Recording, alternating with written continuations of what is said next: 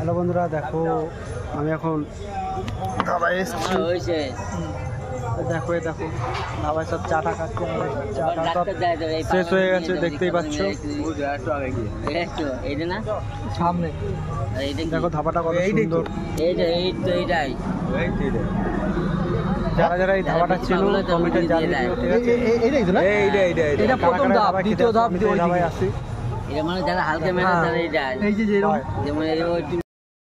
তো বন্ধুরা, আমাদের চা খাওয়া হয়ে গেছে, এখন আমরা বাড়ির দিকে রওনা দিয়েছি, ঠিক আছে? বাড়ির দিকে যাব।